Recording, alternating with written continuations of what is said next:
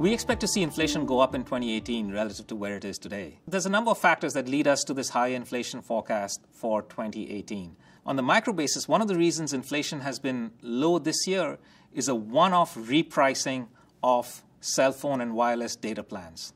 You may think this is too small, but this actually was a big factor and dropped inflation in 2017 by a significant amount. In addition to that, we're starting to see car prices turn up. And this generally reflects in what you see at the dealers with about a 6-month lag. So car prices in 2018 are going to be higher than they were in 2017. And finally, there's some macro factors too. As the dollar has weakened in 2017 against a basket of global currencies, that makes imports for Americans more expensive. So there's a number of things that point to prices moving higher in 2018 compared to 2017.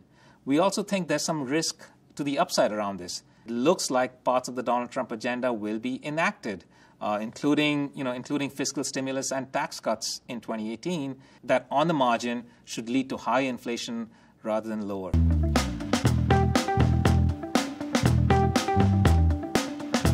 Generally, across developed markets, you should see inflation go up in 2018 as the economy continues to chug along at a strong pace and output gaps close.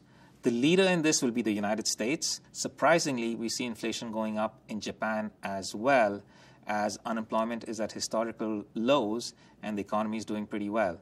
Probably the one developed market where inflation should come down in 2018 is the UK, where inflation in 2017 was very high related to the currency weakening around Brexit, and we should see that factor start to fade.